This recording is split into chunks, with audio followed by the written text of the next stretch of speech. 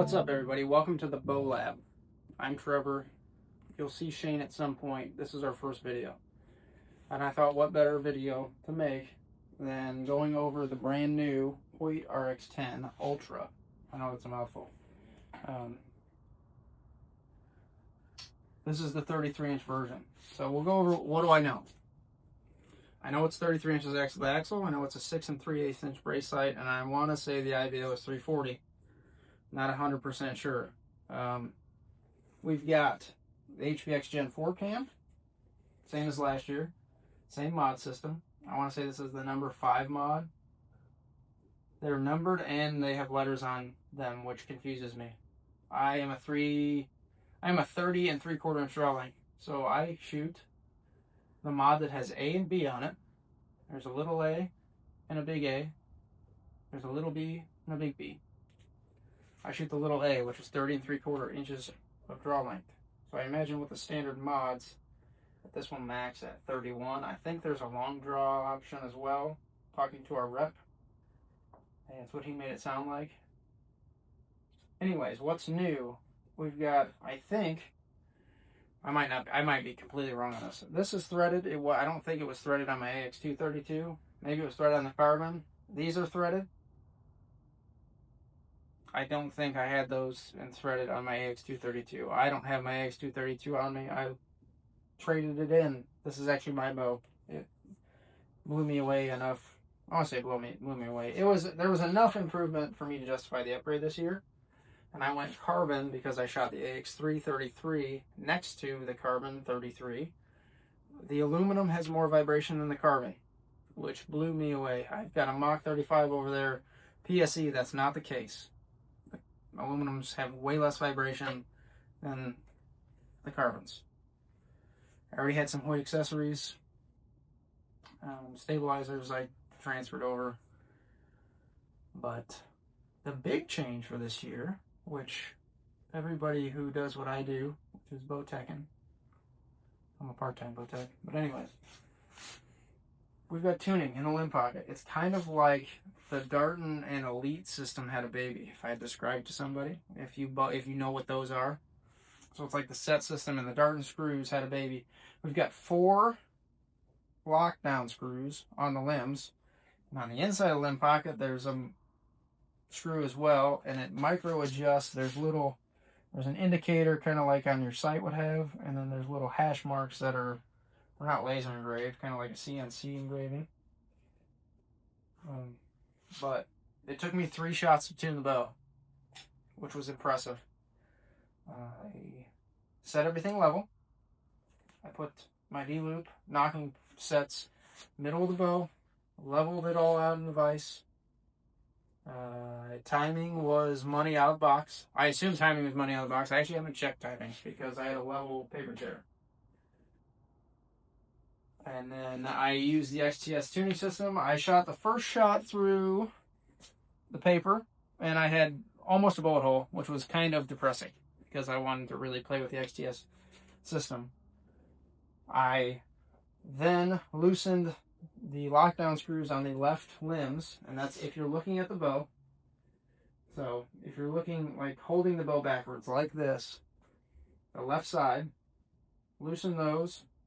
And then I went to the actual adjustment screw, which is inside the limb pocket. You can't see it from here, but there's little holes. And I took a full turn out, I believe. It was about a full turn out on each one because I wasn't sure how much it would move it. And then it went from almost a bullet hole tail left to like half-inch tail left.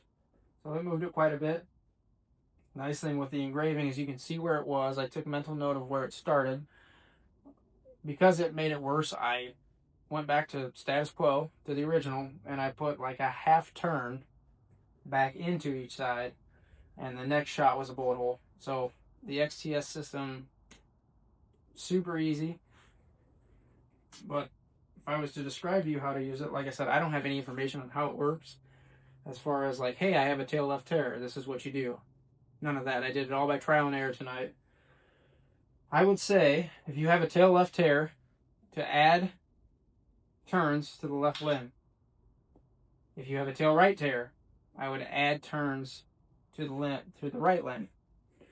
Now, if you have like a drastic, 1.5 inch tear, say it's 1.5 inch tail left, I would maybe add a turn to the left limb and remove a turn from the right and see if that doesn't move it more. But I'm gonna go out on speaking of limbs, I'm gonna go out on a limb this year and say that at the shop I'm not gonna have to mess with these spacers at all. I don't see anything for the timing, but like I said, timing came in out of the box perfect, and I have a bow press. I know it's kind of a pain sometimes to run to the pro shop and have them put a twist or two into your cables, but for Hoyt this year, you're still going to have to do that. But at home, if you know your timing's good, you can tune this yourself with your own paper tuner, which is pretty fantastic. Like I said, it worked super well. No complaints. It was all trial and error for me, and it actually worked the opposite how I thought it would. But that's pretty easy to figure out right off the bat. So head on down to your local Hoyt dealer today. They should all have them, and check them out. This one I bought, traded in my AX2. This one, okay, let's go over weight. Sorry, I thought I was done. But the weight. So this I weighed next to my AX232, and it had on it the stubby and the arrow rest. It had a whisker biscuit. This was 4.8 pounds. The AX232, my old bow, with a whisker biscuit and the stubby on it, was 4.9 and some change. And then I weighed the new AX333 right behind that. Same thing, whisker biscuit and stubby stabilizer on it. And that one came in to be like 5.1 and some change. So the carbon is, I mean, the aluminum, if you're doing it for weight, I would say, I don't know if I can justify it, but the carbon, I live in Illinois. It's cold outside, late season hunting. It's nice to have a carbon bow. It doesn't get cold. And if it's a better shooting experience, as far as the vibration and stuff goes, I don't see why not.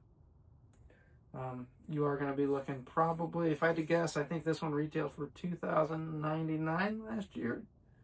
I can't imagine it got any cheaper. Like I said, I don't even have prices from our rep yet, but I will say it is, the AX232 is the best bow I've ever shot last year. This one's probably going to be a little bit better. So, like I said, going down to your local Hoyt dealer, they've got them. If they don't have them, they'll have them this week, I would imagine. Do me a favor, like, subscribe, helps the channel grow, and we're trying to grow. So, you guys take it easy, and watch out for more videos.